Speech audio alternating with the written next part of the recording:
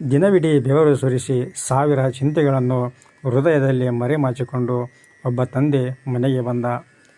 ಆದರೆ ಅವನನ್ನು ಕಾಯುತ್ತಿದ್ದದ್ದು ಯಾರು ಗೊತ್ತಾ? ಒಂದು ಪ್ರೀತಿಯ ಮಾತಲ್ಲ, ಅದು ಕೇವಲ ಮೊಬೈಲ್ ಬೆಳಕಿನಲ್ಲಿ ಕಳೆದು ಹೋದ ಮಗ.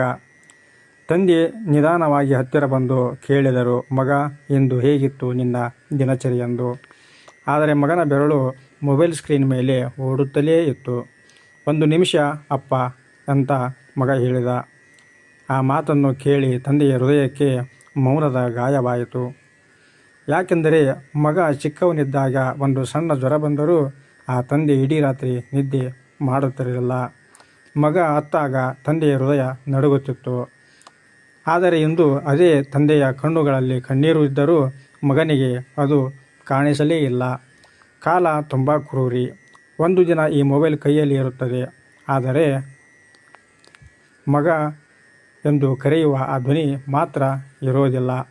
ಆ ದಿನ ನೀನು 1000 ಬಾರಿ ಅಳಬಹುದು, ಆದರೆ ಒಮ್ಮೆ ಅಪ್ಪ ಎಂದು ಉತ್ತರಿಸಲು ಅವರು ಮತ್ತೆ ಬರುವುದಿಲ್ಲ.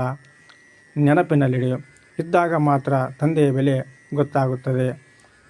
ತಂದೆ ಇರುವಾಗಲೇ ಸೇವೆಯನ್ನು ಮಾಡಿ ಅವರ ಋಣವನ್ನು ಮುಟ್ಟಿಸುವುದು ನಮ್ಮ ಪ್ರತಿಯೊಬ್ಬ ಮಗನ ಕರ್ತವ್ಯವಾಗಿದೆ.